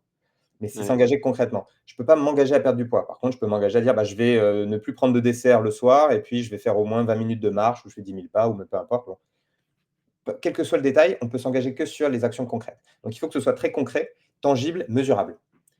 Voilà, c'est pas oui, oui, non, non, vraiment, allez, je m'engage à apprendre de l'anglais pendant le mois qui vient. Qu'est-ce que ça veut dire ça? Je m'engage à faire 10 minutes d'anglais 4 fois par semaine. OK, là, on est sur quelque chose de concret. Je m'engage à apprendre 3 nouveaux mots par jour. OK, là, on est sur quelque chose de concret, de tangible. Tu peux mettre ça sur ton agenda et quand je te rappelle un mois plus tard, tu peux me dire ouais, j'ai tenu mon agenda. Moi, j'ai tenu mon engagement. Tel jour, tel jour, tel jour, j'ai fait ce que j'avais à faire. Alors que si je m'engage à penser un petit peu plus à mon anglais, ouais, bah, il suffit d'y penser un jour en se disant ah tiens, j'ai pas fait d'anglais aujourd'hui. Techniquement, tu y as pensé, tu vois. Donc, il faut quelque chose qui soit vraiment mesurable. Dans le monde des RH, je m'engage à donner plus de feedback à mes équipes. C'est bien, mais c'est pipeau ça. Et c'est comme ça que ressortent les gens à la fin des formations leadership souvent. Oui, je m'engage à être un meilleur leader. Qu'est-ce que ça veut dire concrètement? Je m'engage à mmh, prendre une fois par semaine, une demi-heure avec une des personnes de mon équipe pour leur faire vraiment un tour d'horizon, feedback sur comment ça se passe, etc. OK, là, on est sur quelque chose de tangible. Je m'engage à faire à tous les jours, à aller prendre 10 minutes pour un café informel avec quelqu'un de mon équipe pour lui demander un peu comment ça va et pas parler de boulot, parler d'autre chose. OK, là, on est sur quelque chose de concret par rapport à je m'engage à être plus près de mes équipes. Ça veut rien dire ça. Tu vas avoir des coups de fil, des clients, des machins, des trucs, toi, des emails, tu n'auras pas le temps. Alors que si tu as dit, je m'engage à prendre 10 minutes tous les matins entre 9h et 9h30, 10 minutes avec une personne de mon équipe. Je m'engage à aller prendre un café avec quelqu'un de manière informelle, avec quelqu'un d'autre de l'équipe, pour savoir un peu ce qu'ils font. Même pas de l'équipe de la boîte, mais que je ne connais pas. Aller rencontrer quelqu'un d'autre. Bon, bah, tu fais ça même une fois par semaine, un café, une demi-heure avec quelqu'un. À la fin de l'année, tu as rencontré 50 personnes de la boîte que tu ne connaissais pas, etc. Ça, c'est concret par rapport à je m'engage à m'ouvrir un peu aux autres. Non. Il faut que ce soit vraiment concret, tangible, mesurable. Il faut que ce soit réaliste aussi. Si on se dit: «Je m'engage à donner 3 heures de feedback tous les jours», ouais, on parlait tout à l'heure, ouais, on peut pas en faire une semaine. en parlant de réaliste et en plus, faire le lien avec le feedback, une des routines individuelles qui ne demande, aucun engagement de personne à part toi sur le feedback, par exemple, c'est de se dire tous les matins, enfin tous les jours, mon premier message de la journée, c'est un feedback positif à quelqu'un. Mmh. Ça te prend 5 minutes. C'est ça. À la fin de l'année, tu as fait plus de 300 feedbacks positifs. Tu as libéré un peu le potentiel des uns et des autres, tu as construit des relations de confiance. En fait, ça a un impact énorme sur l'estime de soi des gens, sur, les relations que tu as avec ton entourage, tes collègues et tout ça et ça te prend, mais très peu de temps, quoi et Oui, c'est un truc qui est à la fois spécifique, tu as 1 message par jour, ton 1er et qui est réaliste, quoi. c'est ça. C'est J'ai eu quelqu'un parce que j'avais fait moi une conférence sur un peu le bien-être au travail notamment, mais le bien-être en général dans la vie. Il y a quelqu'un qui a pris comme engagement de donner un compliment par jour. Pas forcément au boulot, ça peut être perso et cetera. Un compliment par jour. Je l'ai revu, c'est un mec qui était globalement un peu réservé, un petit peu il avait presque l'air triste. Je l'ai revu un mois plus tard, tu as l'impression que c'était une personne différente, quoi. Le smile. Tous les jours, il donnait au moins un compliment. Il s'est mis à en donner plus, mais l'engagement, c'était juste un compliment. Donc il y a des fois, il en donnait 5, 6, 7, peu importe. Des fois, il en donnait un seul, parce que c'était une journée un peu plus difficile. Mais dans tous les cas, il avait cet engagement pour en donner un. Il a reçu des compliments en retour, il a reçu des merci, il a reçu des sourires, il a reçu des bref, il est reparti avec un tu as l'impression que c'était vraiment une personne différente. Il faut imaginer dans une boîte, hein, pour tous nos amis DRH qui écoutent, dans une boîte, imaginons que tous les collaborateurs, et notamment tous les dirigeants et les managers, parce que c'est toujours du haut que ça part, pour montrer l'exemple, si tous se mettaient à donner un compliment, dire merci ou bravo tous les jours, en personne idéalement, à quelqu'un dans les équipes. Un directeur SEO qui prend 3 minutes pour descendre voilà, sur le floor et aller voir quelqu'un, un nouveau, un stagiaire, peu importe, en disant tiens, merci beaucoup pour le doc que tu m'as envoyé hier. Non, ça fait plaisir, merci pour ta réactivité. Et c'est tout. Et il repart. Juste le fait de voir ça, tout le monde sur le floor se dit voilà, tel directeur qui descend jamais, il vient 3 minutes pour dire merci. C'est absolument ahurissant ce que ça change en termes de culture d'entreprise. Mais ça ne marche, tout le monde le sait, tout le monde veut le faire, tout le monde a l'intention d'être positif, mais on ne le fait pas parce qu'il y a un milliard d'autres trucs à faire. Le dirigeant, il a autre chose à faire. Ben non, en fait, ça doit être potentiellement le plus important. S'il pense que pour lui, c'est essentiel, il doit en faire un engagement. Tous les dirigeants vont te dire oui, j'ai envie d'être près de mes équipes. Mais qui prend réellement un engagement pour l'être? Personne. Ouais, c'est C'est clair. ce que je fais moi quand j'interviens en entreprise, c'est que c'est pas simplement. On demande souvent l'engagement des employés. Non, non, non, non. Ça va dans les deux sens. C'est-à-dire que les employés, ils vont s'engager naturellement s'ils savent que le management est engagé envers eux. En fait. Donc ça, c'est absolument essentiel. Mais il faut que ce soit concret. Un manager qui va dire je m'engage à être plus présent pour vous. Sure. Ok, pipeau. Ils ont entendu ça depuis de toute leur carrière en fait. Mais concrètement, qu'est-ce qu'ils ont vu? Rien. Un manager qui va dire je m'engage à venir, voilà, à passer 1 heure dans une des équipes, une fois par semaine, avec vous, à voir un peu comment ça se passe, quelles sont vos difficultés, etc. Là, au début, les gens vont se dire aussi pipeau, mais au moins, ils ont quelque chose sur quoi le suivre. Parce que si tu dis je m'engage à être plus près de vous, bah, il suffit qu'il aille voir un mec une fois, et puis un an plus tard, il peut dire ah bah j'ai été plus près des équipes. Alors que là, s'il dit je m'engage à passer 1 heure par semaine avec une des équipes, il doit rendre des comptes en fait. Un mois plus tard, un an plus tard, est-ce que tu l'as fait? Ouais, voilà, j'ai vu 50 équipes, 50 semaines, je suis capable de le montrer. Et donc ça fait vraiment la différence, mais il faut que ce soit concret, il faut que ce soit tangible. C'est plus dur, hein, parce qu'une fois qu'on donne un truc tangible, eh ben, derrière, il faut s'y tenir et on est attendu au tournant. C'est ça, mais c'est comme ça qu'on crée de la confiance. Quand on fait un oui, je m'engage à être plus près pour vous, plus là pour vous, c'est la politique de la porte ouverte. Pour moi, c'est du lazy leadership. C'est non, non, ma porte est toujours ouverte. Non, le rôle d'un manager, c'est pas juste de dire ma porte est ouverte. C'est d'aller chercher le feedback, d'aller chercher les questions des gens et d'aller passer du temps avec eux. Pas simplement de dire vous pouvez venir si vous voulez. Et donc ça, c'est vraiment la différence. Il faut que ce soit concret, il faut qu'on soit dans l'action et il faut que ce soit mesurable et réaliste. Le manager, il ne peut pas non plus dire je passe la moitié de mon temps avec vous. Non, il a quand même d'autres choses aussi. Donc c'est même si c'est que 15 minutes, peu importe. L'idée, c'est de s'y tenir, de faire des petits pas et de les tenir sur la durée. Ouais. On a une question de Laetitia alors je pense que tu as un peu déjà commencé à y répondre en disant que voilà, les engagements, il faut qu'ils soient, quand on prend des engagements, il faut qu'ils soient concrets, il faut qu'ils soient mesurables, qu'ils soient réalistes. Elle dit aussi, Laetitia, au niveau RH, comment accompagner le passage de l'intention à l'engagement chez nos collaborateurs ou chez les managers? Et c'est finalement de quelque chose de très personnel. Parfait. Donc là, c'est là où je pense que ça peut faire aussi le lien avec Exactement. un peu ce que tu as en tête. Donc, Laetitia, c'était pas scripté, elle n'est pas avec nous pour ça, mais c'est parfait par rapport à la suite. Merci beaucoup pour la question. Donc voilà, une fois qu'on a compris, déjà, il faut les aider bien sûr à ce que cette intention soit déjà bien paramétrée. Hein, encore une fois, si c'est une intention un peu vague, non, déjà, c'est les aider à rendre ça plus concret. OK. Donc là, on n'est pas simplement je veux être plus présent ou je veux mieux communiquer. Non, c'est concrètement, je veux expliquer ci, ça, je veux faire voilà, quelque chose qu'on puisse mettre dans l'agenda. En fait, tout simplement, c'est un truc vraiment tangible. Ça, c'est la première étape donc on vient d'évoquer en détail. Ensuite, la deuxième étape, là, c'est effectivement de formuler un vrai engagement qui soit bien paramétré son intention et ensuite, pour que ça passe d'une intention à un engagement, c'est là qu'il y a les 2 outils donc de psychologie sociale et d'économie comportementale qui sont vraiment essentiels. L'un ou l'autre sont déjà assez puissants, mais c'est surtout ensemble que ça devient absolument infaillible en fait comme méthode. Premier point, c'est psychologie sociale. Ça, c'est le fait on l'a vu tout à l'heure, les engagements pour les autres sont souvent, historiquement, culturellement, chez la plupart d'entre nous, et notamment voilà, en entreprise, et notamment pour les gens qui bossent dans la RH, on a cette idée d'être là quand même pour les autres. Donc, quand on donne sa parole à quelqu'un, on est beaucoup plus à même de la tenir. Si je me dis oh, demain, je vais aller au sport, bon, je vais peut-être y aller, peut-être pas. Si je te dis, Raphaël, je te donne ma parole que demain, je t'envoie une photo depuis la séance de sport à 8h du mat', là, c'est pas pareil. Le lendemain, je me dis pas, ah, faut que j'aille au sport, j'hésite, est-ce que j'ai la flemme? Non, le lendemain, je me dis, soit je vais au sport, soit je montre à Raphaël que je suis pas quelqu'un de confiance. ouais. Ah, bah, là, je vais me lever rapidement. En tout cas, moi, personnellement, si c'est dans mes valeurs, et c'est le cas pour la plupart des gens, encore une fois, on est des créatures sociales, on a besoin de ce contact avec les autres. Et donc là, on va se lever, on va y aller. Donc, on ne le fait pas pour l'autre, parce que tu t'en fous que j'aille à la salle de sport ou pas. Je fais ça pour moi, pour pouvoir te prouver quand même que oui, je suis quelqu'un de confiance. Et pour moi, le savoir aussi. Parce que si j'y vais pas, non seulement je suis pas allé au sport, mais en plus de ça, mes amis peuvent pas avoir confiance en moi, ou mes collègues, ou mes clients, ou mes partenaires, etc. Parce que ouais, si je donne ma parole, ça vaut rien, en fait. Ouais. Et ça, globalement, il y a quand même très peu de monde qui ont envie de faire ça. Le problème, c'est qu'on se dit, oui, oh non, mais Raphaël, demain, je vais essayer d'aller au sport. Si je dis je vais essayer et que demain, je te dis je ne l'ai pas fait, bon, bah voilà. Par contre, si je te donne ma parole, déjà, c'est différent. Donc, Laetitia, ça, c'est le premier point. On peut déjà faire en sorte que les personnes s'engagent réellement. Et pas juste, ouais, ouais, bah, je vais faire ça, je vais faire ça pour mardi. Non, je te donne ma parole que je fais ça pour mardi. C'est pas la même chose déjà. Donc, juste ce petit truc, la prochaine fois, quelqu'un dit, ok, ouais, ouais, non, mais ouais, je m'engage à faire ça. C'est je m'engage, mais avec un petit E minuscule. Si tu leur demandes, j'ai ta parole, qui t'attend de la main, et puis est-ce qu'il serre la main? Ah, là, ils vont se poser des questions. La première couverture de mon bouquin, c'était ça. C'était un œil avec une poignée de main à l'intérieur. Parce qu'un engagement, c'est pas du blabla. Il n'y a pas de bouche, il n'y a pas de mots. Un engagement, c'est dans le regard et dans la poignée de main. Donc, quelqu'un qui dit oui, tu as ma parole, je vais faire ci, je vais faire ça. Si c'était en plus bien paramétré, tu sais qu'il va le faire. Donc, ça, c'est le premier point. Pour beaucoup de gens, c'est suffisant. Pour quelque chose d'assez. Non, je te donne ma parole que je vais le faire.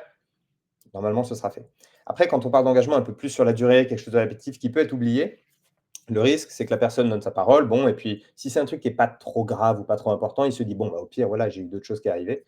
Et à ce moment-là, il va revenir en disant, ah bah oui, écoute, ouais, je t'avais donné ma parole, non, mais j'ai essayé, hein, mais vraiment, je n'ai pas pu parce que j'ai eu d'autres trucs, parce que j'ai pas eu le temps, parce que j'ai oublié, peu importe. Et qu'est-ce qu'on fait en face? On va pas mettre un coup de bâton et dire, ouais, c'est pas bien.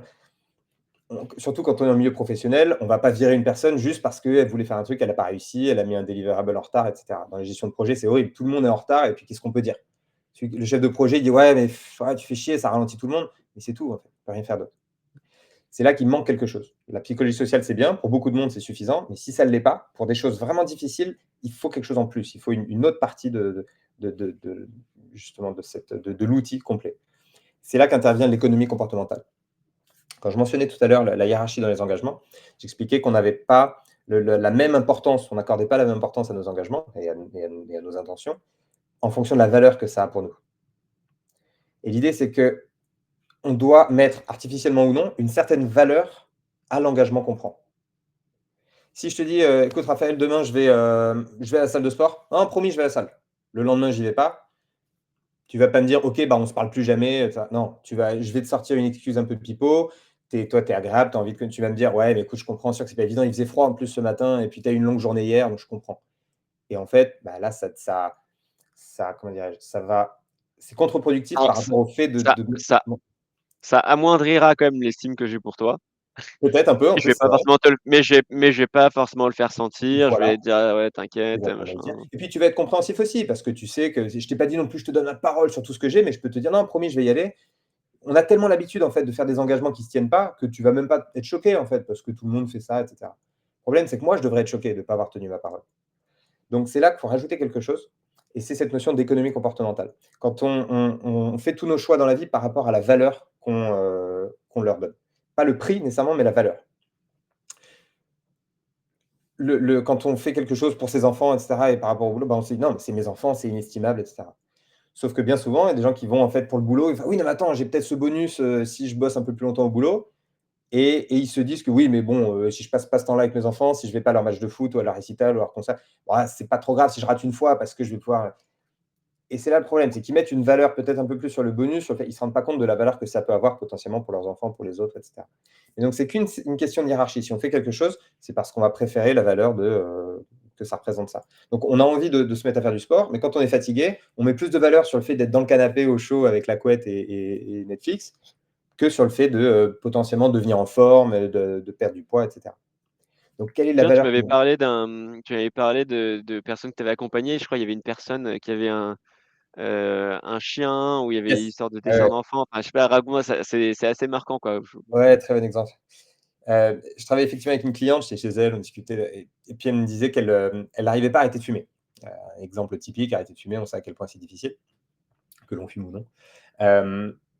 Et elle me disait: «Non, j'ai vraiment pas la discipline. Je suis pas quelqu'un de discipliné, j'y arrive pas». J'y arrive pendant l'été, parce qu'elle bossait sur le système académique un peu scolaire. Donc j'arrive pendant l'été, mais après à la rentrée en septembre, il y a trop de pression, il y a le stress, il y a plein de gens qui fument autour de moi, donc je me remets à fumer et j'arrive pas à arrêter. Elle me dit: «J'ai vraiment pas la discipline». Je dis: «Ouais, ça c'est bullshit, c'est pas une question de discipline». Il dit: «Comment ça?» Je dis: «Non, ce dont tu as besoin, c'est plus d'engagement». Elle comprenait pas bien. Je lui dis: «Écoute», il y avait son chien qui se baladait. Elle l'avait depuis 2 semaines, c'est un petit bouvier bernois, maintenant il est énorme, mais il était trop mignon. Il se baladait autour et puis je lui dis: «Bah écoute, bah, c'est pas compliqué là, regarde ton là, si tu me dis par exemple», donc on était en septembre, octobre, il me dit: «Si tu me donnes ta parole que tu vas pas fumer la moindre cigarette jusqu'à fin décembre, sinon je te prends ton chien. Est-ce que tu crois que tu vas fumer?» Et là, elle m'a regardé, c'était viscéral. Elle a envie de me tuer. Tu vois? Elle me dit: «Bah non!» C'était un tu vois? Je lui dis: «Voilà, exactement, c'est ça là. Ça, c'est de l'engagement. Ça, c'est là, tu as plus besoin de discipline, tu as plus besoin de quoi que ce soit. Si tu es engagé comme ça, il y a tout qui passe». Et là, en fait, tu as vu, elle était un peu KO debout comme un boxeur, ouais. Elle allait se faire un café, elle réalise en fait. Juste le petit changement de mindset, quand vraiment là, elle est engagée, il y a même pas de question. Si une amie lui propose une clope, elle va avoir l'image de son chien: «Bah non, j'en veux pas de ta clope». Ah, je vais pas perdre mon chien pour une clope, quoi. C'est ça. Il y a souvent comme ça des gens qui disent qu'ils ont arrêté de fumer parce que c'est leurs enfants qui leur ont demandé vraiment comme cadeau de Noël, moi j'ai vu ça dans mon entourage, quelqu'un, son enfant lui a dit: «Oui, pour Noël, j'aimerais bien que tu arrêtes de fumer». Ah, quand tu as ton fils, ta fille de 10 ans qui te dit: «J'aimerais que tu arrêtes de fumer», ah bah, tu es pas obligé de le faire, mais là, si ça fait un vrai choc émotionnel, tu prends cet engagement. Le gars n'a plus retouché une clope depuis. Mmh. Après, je dis pas que c'est comme ça, mais c'est juste qu'il a pris cet engagement. C'est pas le: «Ah, il a eu l'électrochoc». Non, il a eu peut-être eu l'électrochoc, mais il a pris ensuite la décision de ne plus avoir cet électrochoc encore. Parce que si un mois plus tard ou un an plus tard, sa fille lui redemande la même chose, c'est que en fait, c'est l'importance de la relation et de la confiance avec sa fille, en fait. Donc il aurait pu lui expliquer: «Écoute, non, papa préfère fumer», mais s'il lui dit: «Oui, OK, je vais arrêter», alors là, il a intérêt d'arrêter, sinon c'est toute la relation avec sa fille Ouais. qui tombe à l'eau, quoi. Et donc c'est ça qui est C'est là où important, il y a de la valeur, c'est c'est ça ça, la valeur qui est associée, quoi. Quand c'est tu cette parles valeur. d'économie comportementale, c'est si je romps mon engagement, quelle est la valeur, Voilà. quelle est la valeur que je perds versus, l'engagement que je pris, quoi. Et le plus souvent, il y a rien. On le voit dans les plus hautes sphères politiques ou business. «Oui, nous nous engageons à réduire notre impact sur le climat». Et s'ils le font pas, qu'est-ce qui se passe? Rien. Donc juste, 5 ans plus tard, ils font: «Oui, alors désolé, nous n'avons pas réussi à tenir notre engagement, mais nous prenons un nouvel engagement». C'est que du pipeau, c'est pas des engagements, ça, c'est des intentions et encore, il y a des fois, ils ont même pas l'intention de faire le moindre changement. Donc c'est ça, c'est de mettre une certaine valeur. S'ils disent: «Nous nous engageons à faire ça, sinon on envoie, on fait un don de 5 000 000 à telle association, Greenpeace ou je sais pas quoi», ah bah là, tu vas voir ils vont changer leur impact sur ces 2. Ou alors ils vont réfléchir avant et ne pas prendre cet engagement.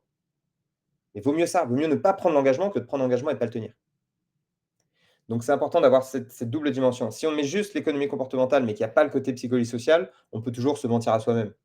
Ça, c'est de se dire: «Allez, je vais, j'irai au McDo, mais que si j'ai fait ma séance de sport». Ça, c'est un peu le côté une récompense, sauf que séance de sport, fois il pleut, on n'y va pas et puis: «Ah, j'ai quand même envie du McDo maintenant que j'y pense» et on y va quand même. Et donc c'est un peu c'est pas lié. Par contre, si je te donne ma parole que je te rejoins au McDo que si on a fait la séance de sport, bah là, je vais pas te rejoindre au McDo en te disant: «J'ai pas fait ma séance de sport». Mmh. Mmh. Donc, on est vraiment sur cette idée de créer une valeur. Après, cette valeur-là, ça peut être n'importe quoi. Il faut que ce soit personnel, il faut que ce soit quelque chose de fort, de réaliste. Si je te dis: «Ouais, c'est 1 000 000 $», bah non, ça ne parle pas. Si je ne les ai pas à te donner en cash, ça ne me parlera pas. Par contre, si je te dis: «Écoute, je te donne ma parole que je vais à la séance de sport demain, sinon je t'envoie 1 000 balles», au hasard, c'est pas pour les 1 000 balles que je vais aller à la séance de sport. Toi, tu t'en fous que j'y aille. Moi, je m'en fous, j'ai pas besoin de le prendre, cet engagement. Ce que j'ai envie de faire, moi, c'est d'aller à ma séance de sport. Et je veux trouver un moyen de tenir mon engagement. Donc, je te donne ma parole et je mets une valeur, une espèce de contrepartie, qu'elle soit financière, que ce soit autre chose. Ça peut être je te paye le McDo après si je suis pas allé à ma séance de sport, peu importe. Mais ça donne une vraie contrepartie, une vraie valeur. Donc là, la question, c'est non seulement si je vais pas à ma séance, non seulement je fais pas mon sport alors que c'est ce que j'ai envie de faire, en plus, je perds ta confiance et en plus, je perds 1 000 balles ou McDo ou peu importe. Et là, ça devient tellement énorme que par rapport à l'envie de rester un peu au confort dans le lit, eh ben non, j'enlève la couette et j'y vais, en fait. Ouais. Donc on est toujours tout en binaire, soit on fait quelque chose, soit on ne le fait pas. Et l'idée, pour s'assurer de tenir son engagement, c'est d'utiliser donc la psychologie sociale et l'économie comportementale de manière combinée pour que ce soit assez solide, pour qu'il y ait même plus d'hésitation, en fait. Ouais.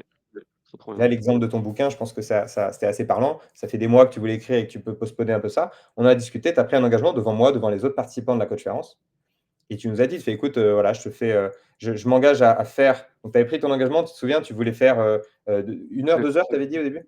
je voulais faire, ouais, 1 heure par jour, 7 jours sur 7, un truc comme ça. À écrire. Et même toi, tu m'as dit: «Attends, attends, attends, mais faut que ce soit réaliste, quoi». Et donc en fait, on était même venus à terme, en fait, de se dire, «Tiens, au lieu de faire 1 heure par jour, 7 jours sur 7, si je loupe une fois, après, en fait, je vais pas réussir mon engagement et puis je vais il y a ce que j'abandonne, du coup, vu que foutu pour foutu, j'abandonne».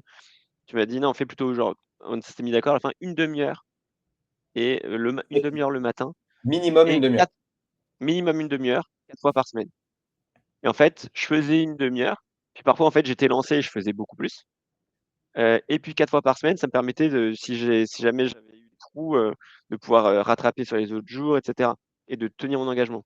Et en fait, grâce à ça, j'ai tenu mon engagement. Bah, voilà, c'était concret, mais c'était aussi, réaliste et c'était significatif. Et j'ai même fait plus que ce que j'ai Bien dit, quoi, sûr. que le minimum une demi-heure. En fait, j'ai créé beaucoup plus. Mais ça me permettait de lancer la machine, et ensuite de tenir mon engagement et d'avoir réussi à écrire ce bouquin alors que j'avais que 2 mois. L'éditeur m'a dit: «Bon, maintenant tu as 2 mois, quoi». C'est ça. Donc Et donc c'est toi, assez. tu es parti d'un engagement qui était un peu mal paramétré, un peu trop ambitieux. Ouais, 1 heure par jour, tout ça, tous les jours. Mais et en plus qui était pas un vrai engagement, c'était une intention. C'est ce que tu te disais un peu tous les mois. Tu te disais, je pense que tous les premiers du mois: «Bon allez, maintenant je me mets à écrire 1 heure par jour tous les jours» et ça marche pas. Donc moi, je t'ai dit: «Engage-toi un peu moins ou moins ambitieux». Voilà, 4 fois minimum une demi-heure. Par contre, j'ai fait monter ton niveau d'engagement en disant: «Attends, tu me donnes ta parole, tu nous donnes ta parole et surtout si dans un Ouais, mois, tu l'as pas fait, qu'est-ce que tu mets dans la balance?» Et tu nous avais dit: «Bah, écoute, je mets un mois de salaire». Ça permettait de se dire: ouais, «Bah, je ouais, je je bosse pour mon truc et si à la fin, je fais mon mois et que j'ai pas écrit, mais que j'ai bossé bah, en fait, je perds tout le salaire de ce mois-ci parce que j'ai pas fait ce qui était important pour moi». Donc tu as pas ouais, écrit j'étais prêt à payer mon mois de salaire, ouais. et voilà, tu vois? Et tu as pas écrit pour économiser ce mois de salaire, en fait. Tu as écrit parce que tu avais Non, profondément envie d'écrire. Tu voulais faire ton bouquin. ouais, Sauf que l'intention, tu l'avais depuis des mois, mais tu arrivais pas à l'écrire. Là, tu l'as transformé en engagement. Donc moi, le mois de salaire, je savais à la fois que si tu n'écrivais pas, tu me le verserais parce que tu m'as donné ta parole, tu m'as regardé dans ouais, les yeux, on s'est serré la main. Mais je savais aussi que je le verrais jamais parce que je savais que c'est bon, là, il a pris un vrai engagement, donc il va le tenir. C'était pas ouais, imaginable une seconde et ça fait 3 ans que je fais un peu que j'applique cette méthode avec des clients et j'ai jamais reçu un centime ou quoi que ce soit malheureusement, c'est pas top pour devenir riche ça, mais parce que je sais que les personnes prennent un vrai engagement et donc on aide à paramétrer et les gens qui me disent: «Je fais ça tous les jours, 7 jours sur 7». Je dis: «OK, tu es prêt à me filer 1000 balles si tu le fais pas?» Et là ils font: attends, alors je vais le faire 4 jours sur 7». Très bien, là ils comprennent, là ils prennent un vrai engagement. Ils comprennent, c'est pas du blabla, de l'intention, de machin. ouais. Donc quasiment tout le monde réduit son engagement au moment où je leur fais vraiment, vraiment s'engager. Et ça, c'est la clé. Et donc pour répondre justement à Laetitia, c'est vraiment ça pour s'assurer quand on est avec quelqu'un et qui que ce soit dans le milieu d'entreprise et en personnel, c'est de s'assurer qu'ils donnent leur parole et qu'il y ait une espèce de valeur, qu'ils puissent se dire: «OK, mais qu'est-ce qui se passe si tu le fais pas?» Et tout de suite, ils réfléchissent différemment à il y a plus l'option de «je le fais pas». Ça devient: «J'ai pas le choix parce que c'est mon choix». Comme la survie, comme le respect d'un contrat de travail, le respect des règles et cetera. Les engagements impersonnels où on se dit: «J'ai pas le choix», alors qu'on a choisi de Ouais. pas avoir le choix. On a failli par ouais, exactement, oui. Pour Je vois ces qu'il est habitudes. déjà 12h29, donc Yes!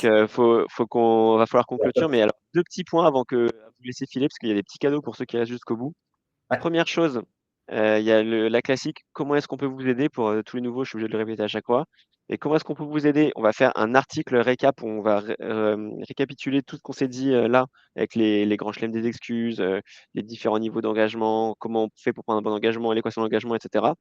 Et vous allez pouvoir retrouver tout ça, dans un article que je vais vous envoyer par email.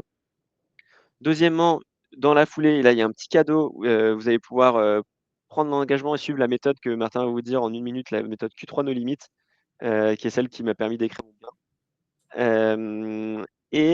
Dernier petit point pour vous aider si jamais c'est pas suffisant, voilà, sachez aussi que, en ce moment, avec Masterclass, si vous voulez former vos équipes, vos managers et cetera, pour tous les accompagnements qu'on fait, qu'on signe avant le 19 décembre, on a pour 2026 26 de réduction. Donc, allez-y, vous pouvez prendre rendez-vous, dès maintenant, voilà, avec le petit bouton et puis, voilà, on sera ravis de vous accompagner et faire bénéficier du coup d'un budget avantageux. Maintenant, revenons à nos moutons. Donc hop, on revient tous les 2 et pour ceux qui sont encore là, on a la petite méthode Q3 No Limit. Est-ce que je vais demander aux gens qui souhaitent prendre un engagement avec toi, s'engager auprès de toi, de scanner ce QR code avec leur téléphone, et en même temps qu'ils le scannent, tu peux nous expliquer la méthode? Ouais, petite méthode Q3 Dynamite, petite par sa simplicité, énorme par les résultats et par les impacts qu'elle peut avoir. L'idée, encore une fois, c'est vraiment de créer cette notion d'engagement. Donc, c'est totalement gratuit aussi pour ceux qui veulent le faire. Moi, je m'engage à faire un follow-up avec vous dans un mois si vous prenez votre engagement sur un mois et que vous m'y répondez, qui sera également offert, bien entendu. Gros Moi, cadeau, hein. sais pas si vous vous rendez compte, mais c'est un gros cadeau pour les présents à ce webinaire. Donc, Je si dis vous ça parce que avez. c'est vraiment ma mission de vie, moi, de transmettre cette notion d'engagement à tout le monde et d'aider les gens à changer leurs habitudes de vie et de travail, bien sûr, en fonction de ça. La méthode Q3 No Limit, elle repose très rapidement sur 3 questions qui sont très simples. Question oui, non. L'idée, c'est que si vous pouvez me regarder dans les yeux et répondre oui à ces 3 questions, il n'y a aucune limite à ce que vous pouvez changer comme habitude de vie. On l'a fait bien sûr avec Raphaël, je le fais en personne lors de mes conférences en entreprise. Là, à distance, c'est un petit peu plus compliqué, mais je vais vous expliquer un peu les 3 questions que vous verrez en scannant donc, le code pour d'abord entrer votre engagement, donc le mieux paramétré, le plus concret, tangible et mesurable possible. Et ensuite, les 3 questions. La première, est-ce que vous êtes quelqu'un de parole? Donc ça ne veut pas dire que vous allez absolument tout tenir. Ça veut dire que si vous me dites, je vais faire ça pendant un mois, est-ce que dans un mois, vous allez me faire un retour en me disant, ah bah oui, j'ai tenu ou j'ai pas tenu, mais est-ce que vous allez me dire la vérité? Parce que si dans un mois, vous ne me dites pas la vérité, moi, je ne peux rien faire pour vous, en fait. Donc la première question, c'est ça qu'elle veut dire. Est-ce que c'est oui ou est-ce que c'est non? Est-ce que vous êtes quelqu'un de parole? La deuxième, est-ce que vous assumez vos responsabilités? Donc là, ce que ça veut dire, c'est que si, effectivement, vous ne tenez pas dans un mois votre engagement, est-ce que vous assumez les conséquences? Raphaël a créé ces conséquences en disant, bah tiens, voilà, je t'envoie un mois de salaire si j'ai pas écrit mon bouquin. Et je savais, parce qu'il m'a dit qu'il était quelqu'un de parole et qu'il assumait sa responsabilité, que dans un mois, il n'allait pas me dire, ah oui, mais c'est à cause de mon bébé, c'est le boulot. Non, il allait me dire, écoute, ouais, j'ai pas écrit, j'ai pas tenu mon engagement. Alors qu'on avait fait ensemble de le paramétrer pour qu'il soit réaliste et faisable. Donc oui, je t'envoie un mois de salaire ou peu importe ce que vous mettez dans la balance. Il y a quelqu'un qui m'a, ça n'a pas besoin d'être financier, hein, c'est vraiment pour donner une valeur, pas un prix, une valeur. Il y a quelqu'un qui m'a mis en jeu le premier dessin de son enfant. C'est une valeur inestimable pour lui et il a mis ça dans son engagement. Moi, perso, je m'en fous dans le destin de son enfant, mais pour lui, c'était absolument essentiel. Donc, je sais qu'il allait tenir son engagement parce qu'il allait me donner le dessin de son enfant. Donc, tous les jours, il pensait à ça et bien sûr qu'il a tenu son engagement. Donc, est-ce que vous allez assumer vos responsabilités? Ça, c'est la deuxième question. Et la troisième, est-ce que vous êtes prêt ou prête à en faire une priorité? Je n'ai pas dit est-ce que c'est une priorité, mais est-ce que vous êtes prête à en faire une priorité? Si c'était une priorité, vous l'auriez déjà fait. Donc ça ne l'est pas. Vous pouvez vivre, vous êtes arrivé jusqu'ici, professionnellement, personnellement, sans ça, sans faire du sport, sans donner du feedback, sans apprendre l'italien, sans faire ce que vous voulez.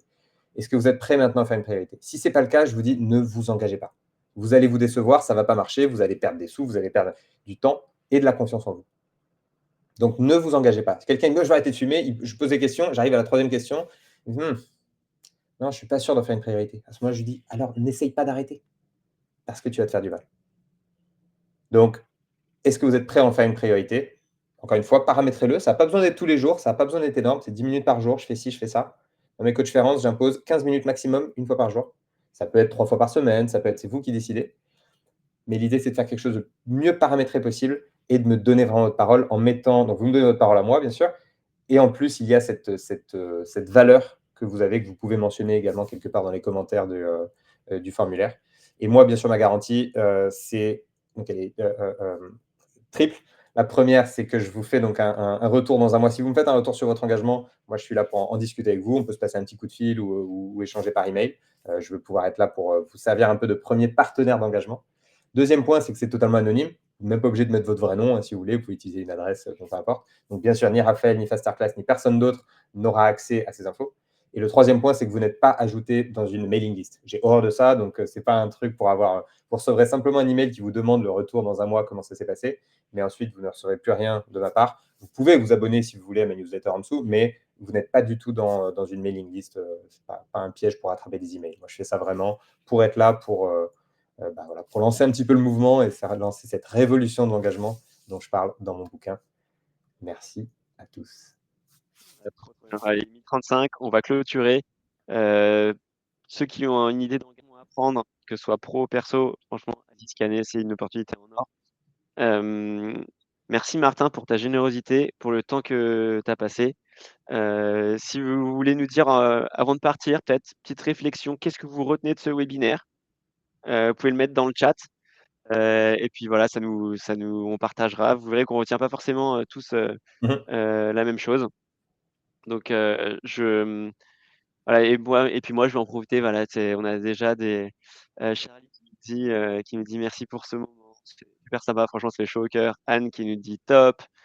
Camille, merci pour ce webinaire. Florence, merci beaucoup. Super webinaire, trop, trop bien. Romain qui te remercie aussi, Martin. Gwenaël, merci beaucoup. Naomi, top, merci beaucoup. C'est trop, trop bien. Jean-Baptiste, merci pour ce partage, pour cet engagement, Martin. C'est vrai que merci pour ton engagement aussi de revenir vers tout le monde. Voilà, merci beaucoup, Charlotte. Cynthia, merci beaucoup. Mathilde, ça fait du bien. Lucie, un grand merci. Ouais, c'est cool, ça fait plaisir. Mathilde qui retient, c'est possible. Voilà, un grand merci Martin et Raphaël, trop bien. Laetitia qui retient le pouvoir de l'engagement. Charlotte qui dit action, réaction. Top. C'est ça, c'est action vraiment. Je vous invite, je peux pas le préciser assez, on l'a mentionné au départ avec Raphaël, c'est vraiment le passage à l'action. Ça, c'est bien, vous avez déjà appris 2-3 choses sûrement, une vision, mais c'est encore assez simple au niveau des concepts. Je vais pas aller très, très loin dans les concepts de psychologie sur ce qui fonctionne. L'idée, c'est de revenir avec une méthode très simple et que vous pouvez appliquer. Donc si vous voulez en savoir plus, bien sûr, il y a mon bouquin «Je m'y engage», où on reprend bien sûr ces détails-là, mais en allant beaucoup plus loin. Mais c'est surtout dans l'action. Vous, dans le fait de prendre un engagement et de voir comment ça peut se passer. C'est comme ça que vous allez apprendre. Et bien sûr, dans un mois, si vous me faites ce retour, on en discute ensemble. Si vous pouvez me suivre également sur les réseaux où vous voulez, Martin Perrier, vous me trouvez assez facilement. Et puis voilà, n'hésitez pas à rester en contact avec vos engagements. Moi, je suis toujours. C'est pour ça que je fais ça, en fait, le bouquin, tout, c'est pour initier des engagements concrets et des réussites surtout. Donc n'hésitez pas à partager avec moi tout ce que vous avez pu réussir à entamer. Si vous prenez un engagement sans passer par le formulaire, n'hésitez pas dans un mois, 2 mois, 1 an à me dire: «Ah merci, ça a changé ci ou ça». Voilà, c'est vraiment pour ça qu'on fait ça. Donc merci à tous pour votre attention, votre intérêt et surtout pour votre engagement pour les semaines, mois, années à venir. Allez, merci. Sur ce, on va couper. Il est déjà 12h38, on a dépassé. Je crois qu'on n'a jamais autant dépassé, donc c'est l'heure de vous laisser aller déjeuner. Et il y a Véronique qui me dit qu'elle va chercher ton livre d'ailleurs. Voilà, donc c'est Édition génial. Gereso et voilà, c'est disponible, Gereso et puis il est disponible bien sûr en ligne, en librairie et cetera. Bye bye. Et notre prochain webinaire, c'est sur l'IA. Donc voilà. Allez, vous pouvez trouver ça sur notre site internet. Et je vous envoie par email le récap, le QR code, etc. pour que vous puissiez avoir tout ce qu'on a dit. Ciao, ciao! Ciao, au revoir tout le monde, merci.